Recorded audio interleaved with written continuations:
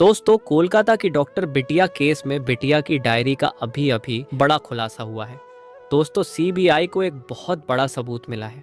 आपको बता दें, संजय राय तो एक मोहरा था, उसे पैसे दिए गए थे। आखिर संजय राय को कितने पैसे मिले थे, आज का ये वीडियो आपको चौंका देगा। पूरी जानकारी आपको इस वीडियो में देखने को मिलेंगे। दोस्तों, पुलिस और सीबीआई को संदीप घोष के घर के कोने में ऐसा क्या मिला जिससे पूरा केस सुलझ गया। एक बहुत बड़ी खबर सामने आ रही है, आप चौंक जाएंगे। बिना स्किप किए हुए पूरा वीडियो देखिएगा। दोस्तों, सारे गवाह और सबूत अब सीबीआई के हाथ लग गए हैं। अब दरिंदों को कोई नहीं बचा सकता फांसी के फंदे से। नमस्कार दोस्तों, एक बार फिर से स्वागत है आप सभी का एक नए अपडेट के साथ। दोस्तों, कोलकाता केस में बिटिया की डायरी चेक की गई, जिसे देखने के बाद सीबीआई हकी बक्की रह गई। संदीप घोष के घर के बेसमेंट में जो मिला, उसे देखने के बाद आपके पैरों तले जमीन खिसक जाएगी। अभी अभी एक बहुत बड़ा खुलासा, बड़ी ब्रेकिंग न्यूज कोलकाता केस में एक ऐसी खबर सामने आ रही है जिसने सीबीआई के पैरों तले जमीन हिला दी है। आखिर कैसे सीबीआई को इस बात की जानकारी अभी तक क्यों नहीं लगी? 24 दिनों की गहन जांच के दौरान सीबीआई से यह काम कैसे छूट गया? इसके साथ ही आपको ये भी बता दें कि जब सीबीआई को इस बात की जानकारी मिली तो सीबीआई ने दिल्ली से अतिरिक्त टीम बुलाकर इसकी जांच कराई। इसके बाद असली हत्यारे का चेहरा सामने आया। दरअसल जिस शख्स ने संजय राय को 4 करोड़ 80 लाख रुपए में खरीदकर उससे सारा दोष अपने ऊपर लेने को कहा था, उस शख्स का पता चल गया और इस घिनौने कृत्य को करने वाला ये शख्स अब सीबीआई के शिकंजे में है। दरअसल आपको बता दें कि सीबीआई को 7 ऐसी बड़ी घटनाओं की जानकारी मिली जो सीबीआई को अब तक नहीं पता चल पाई थी। दरअसल इन सभी 7 घटनाओं की जानकारी सीबीआई को एक चश्मदीद ने दी थी। चश्मदीद ने बताया था कि डॉक्टर बिटिया का मोबाइल चेक करो। सीबीआई ने जब मोबाइल चेक किया तो उनके पैरों तले जमीन खिसक गई। चश्मदीद ने बताया कि प्रिंसिपल के घर पर छापा मारो, और जब छापा मारा गया तो उनके तहखाने से जो सच सामने आया उसे ईडी और सीबीआई दोनों दंग रह गए। चश्मदीद ने यह भी बताया कि बिटिया की डायरी चेक करो। जब डायरी की जांच की गई तो जो सच सामने आया उसे सीबीआई भी हैरान रह गई। आश्चर्य से आंखें खुली की खुली रह गई। दरअसल सीबीआई 22 दिनों से इन सब चीजों की जांच कर रही थी, लेकिन उसके हाथ ये सब कुछ नहीं लगा, क्योंकि संजय रॉय को सीबीआई के सामने खड़ा कर दिया गया था और संजय रॉय सब कुछ कबूल कर रहा था। इस वजह से सीबीआई को लगा कि संजय रॉय और प्रिंसिपल संदीप घोष ही मुख्य आरोपी हैं और उन पर ही केस बंद हो जाएगा। लेकिन जब चश्मदीद ने सीबीआई को जानकारी दी तो सीबीआई के कान खड़े हो गए। सीबीआई ने तुरंत दिल्ली से अतिरिक्त टीम बुलाई और इन आरोपियों को सजा दिलाने के लिए नए सिरे से जांच शुरू कर दी। तो चलिए, इस वीडियो में हम आपको बताएंगे कि सीबीआई को ऐसी कौन सी जानकारी मिली है जिसकी वजह से ये पूरा केस बदल गया, और साथ ही हम ये भी बताएंगे कि डॉक्टर बेटी के फोन के अंदर जो वीडियो बना था उसमें डॉक्टर बेटी कितना रो रही थी और वो वीडियो किसने बनाया। हम ये भी जानेंगे कि डॉक्टर बेटी के मोबाइल से मैसेज किसने भेजा, और हम ये भी जानेंगे कि जब डॉक्टर बेटी को प्रिंसिपल का काला सच पता चल गया तो फिर प्रिंसिपल ने उसे क्यों मरवा दिया। इन सब बातों पर हम चर्चा करेंगे, तो इस वीडियो को अंत तक जरूर देखें। और अगर आप सच में डॉक्टर बिटिया के लिए न्याय चाहते हैं और अगर आप उन्हें सच्ची श्रद्धांजलि देना चाहते हैं तो कमेंट बॉक्स में डॉक्टर बिटिया जरूर लिखें, और साथ ही इस वीडियो को लाइक करके डॉक्टर बिटिया को श्रद्धांजलि दें। आपके लायक करने से आपका कुछ नहीं जाएगा, बल्कि आपके ऐसा करने से डॉक्टर बिटिया को श्रद्धांजलि मिलेंगे और उन्हें, उन दरिंदों को पता चलेगा कि भारत के करोड़ों लोग उन अपराधियों के खिलाफ आवाज बुलंद कर रहे हैं और साथ खड़े हुए हैं। कृपया उस गरीब लड़की को न्याय दिलाने के लिए कमेंट बॉक्स में justice for Kolkata female doctor लिखें। हम और हमारी टीम डॉक्टर बिटिया को न्याय दिलाने के लिए लगातार प्रयास कर रहे हैं, इसलिए हमें प्रोत्साहित करने के लिए कृपया चैनल को सब्सक्राइब करें। दरअसल बता दें कि सीबीआई अपने जांच में पूरी तरीके से बिजी थी और अपने जांच को वह अंतिम रूप देने के लिए तैयार थी। तभी अचानक एक चश्मदीद गवाह सामने आता है और सीबीआई को बताता है कि क्या आपने डॉक्टर बिटिया का फोन चेक किया। सीबीआई सन्न रह जाती है। फिर सीबीआई के लोग कहते हैं कि डॉक्टर बिटिया का फोन क्यों चेक करना है। चश्मदीद गवाह ने कहा, जरा आप एक बार चेक करिए। फिर सीबीआई अपने टेक्निकल टीम को डॉक्टर बिटिया का फोन देती है और इसके बाद जो पता चलता है, यकीन मानिए, उसके कारण सीबीआई को अपनी पूरी की पूरी जांच को फिर से शुरू करना पड़ता है। दरअसल डॉक्टर बिटिया के मोबाइल में उस रात जो घटना घटी थी उसका वीडियो किसी ने रिकॉर्ड किया था। ये उन्हीं आरोपी में से एक आरोपी था जिसने अपने मोबाइल की जगह पर गलती से डॉक्टर बिटिया की मोबाइल से रिकॉर्डिंग शुरू कर दी थी।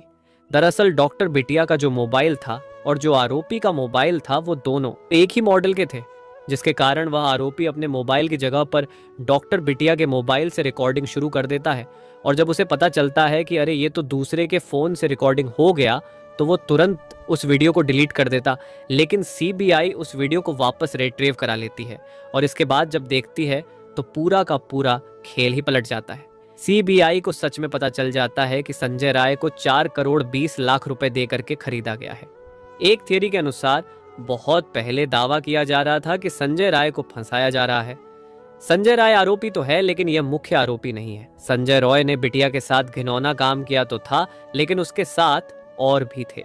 लेकिन सीबीआई को इसके खिलाफ कोई सबूत नहीं मिलता है, इसलिए सीबीआई को लगता है कि लोग ऐसे ही कह रहे हैं। लेकिन जब डॉक्टर बिटिया के मोबाइल को चेक किया जाता है तो यकीन मानिए उसमें जब संजय की सच्चाई पता चलती है तो सीबीआई को यह समझ में आ जाता है कि सच में संजय रॉय को 4 करोड़ 20 लाख रुपए इसीलिए दिए गए थे ताकि वह यह पूरे का पूरा जो जघन्य अपराध है वह अपने सर पर ले ले। तभी तो जब संजय राय को पहली बार पुलिस ने पकड़ा था तभी संजय राय कह रहा था कि हाँ, मैंने ही अपराध किया है, मुझे सजा जल्दी से जल्दी दो और मामला खत्म करो। तब भी पुलिस ने एक बार सोचा था कि आखिर संजय रॉय एक ही बार में अपराध को कबूल कैसे कर लिया। अभी तक तो हमने जांच भी नहीं किया, फॉरेंसिक रिपोर्ट भी नहीं आई और संजय राय अपने आप को आरोपी मान लिया। ये इसके पीछे 4 करोड़ 80 लाख रुपए बोल रहा था। यही नहीं, एक चश्मदीद गवाह ने यह भी जानकारी दी कि प्रिंसिपल के घर पर छापा मारा जाए। इसके बाद ईडी और सीबीआई मिलकर के प्रिंसिपल के घर मौजूद एक तहखाना जो अंडरग्राउंड में बना हुआ था उसमें जब छापा मारता है तो यकीन मानिए जो सामने निकल कर आता है उसे सीबीआई और ईडी दोनों हिल जाती है। दरअसल बता दें कि सीबीआई और ईडी को छापे में मिलता है 2000 कैसेट। जी हाँ, 2000 cassette, 7 memory card, 2 hard disk और कई करोड़ रुपए और 1 लाख का कैमरा और साथ ही साथ बहुत सारे ऐसे इक्विपमेंट जो यह जघन्य अपराध करने में काम आते हैं। ये सब मिलने के बाद सीबीआई और ईडी तो दंग ही रह गए। इस पूरे केस को अब ईडी भी संभालेगी क्योंकि इसमें अरबों रुपए का खेल है और 4 करोड़ 80 लाख रुपए की रिश्वत की बात की गई है। तो अब इस केस में सिर्फ सीबीआई नहीं बल्कि ईडी भी इन्वॉल्व हो चुकी है। दरअसल बता दें, इसके साथ ही साथ ये भी पता चला कि डॉक्टर बिटिया के उस जघन्य अपराध का सबसे मेन आरोपी जो प्रिंसिपल है उसके बारे में पहले से पता चल गया था। दरअसल डॉक्टर बिटिया को लगभग 25 दिन पहले यह पता चल चुका था कि प्रिंसिपल संदीप घोष इस हॉस्पिटल में जो ब्लू फिल्म की शूटिंग करता है वह कहां पर करता है। उसके बाद डॉक्टर बिटिया ने उसके खिलाफ सबूत भी इकट्ठा कर लिए थे और राष्ट्रपति को सौंपने ही वाली थी कि उसके पहले ही उसके साथ यह घिनौना काम हो गया और डॉक्टर बिटिया इस दुनिया को छोड़कर चली गई। अगर डॉक्टर बिटिया आज जिंदा होती तो हमें कुछ और ही स्कैंडल सुनने को मिलता। लेकिन डॉक्टर बिटिया के जाने के बाद कितना दुर्भाग्य है कि उन्हीं का केस आज पूरी दुनिया में हर जगह ब्रेकिंग न्यूज बन रहा है और कौन नहीं इस केस में जानता है। इस केस की बात हर एक इंसान के कानों तक पहुंच चुकी है।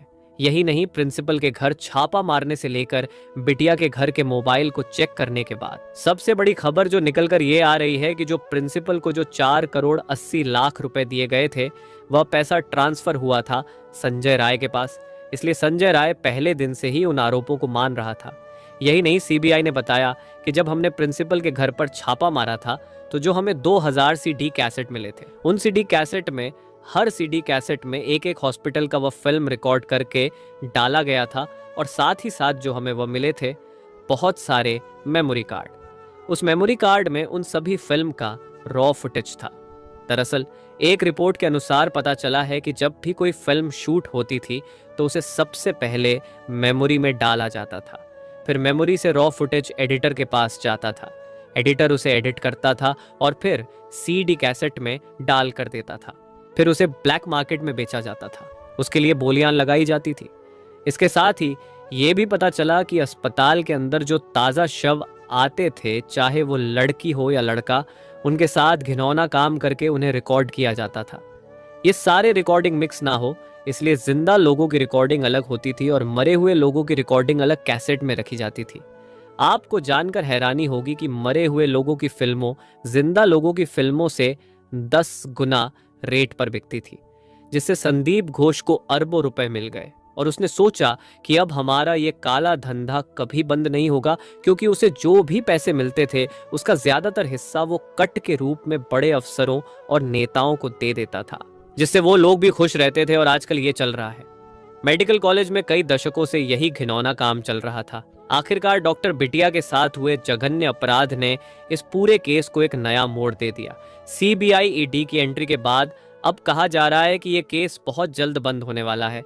लेकिन बंद करने से पहले आपको बता दूं कि सीबीआई इस केस की एक बार फिर से दोबारा जांच करना चाहती है, क्योंकि ईडी और सीबीआई की छापेमारी से लेकर चश्मदीदों के साथ साथ बेटी के मोबाइल में मिले वीडियो और 4 करोड़ 80 लाख रुपए को लेकर जो बातें सामने आई, ये सब देखने के बाद अब मामला साफ हो गया है कि इसकी दोबारा जांच होना बेहद जरूरी है, क्योंकि इसमें कई ऐसे नाम सामने आ सकते हैं जिनके बारे में शायद अब तक किसी को कोई जानकारी नहीं थी।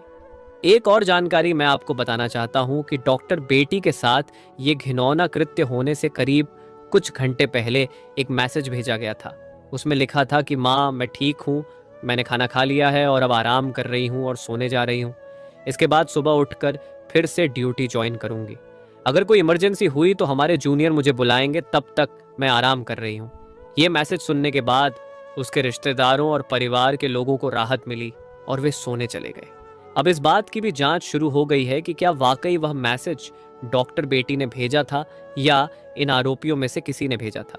सीबीआई सभी पहलुओं को बहुत ही बारीकी से जांच कर रही है और जैसा कि मैंने कहा कि अब ईडी भी इस केस में इन्वॉल्व हो चुकी है, तो जैसे ही इस केस में जो भी अपडेट आता है हम उसे आप तक जरूर शेयर करेंगे। दोस्तों, इस घटना को बताने का मकसद किसी को ठेस पहुंचाना नहीं है, किसी को परेशान करना नहीं है, बल्कि आपको जागरूक और सतर्क करना है। आप इस घटना के बारे में क्या सोचते हैं? आप इस घटना का मुख्य आरोपी किसे मानते हैं? कमेंट बॉक्स में जरूर बताएं। और अगर आपको हमारा प्रयास पसंद आया तो इस वीडियो को लाइक और शेयर भी करें। अगर आपने अभी तक चैनल को सब्सक्राइब नहीं किया है तो हमारे चैनल को सब्सक्राइब जरूर करके रखें, ताकि आने वाली वीडियो का नोटिफिकेशन आपको समय पर मिल सके। वीडियो को अंत तक देखने के लिए धन्यवाद।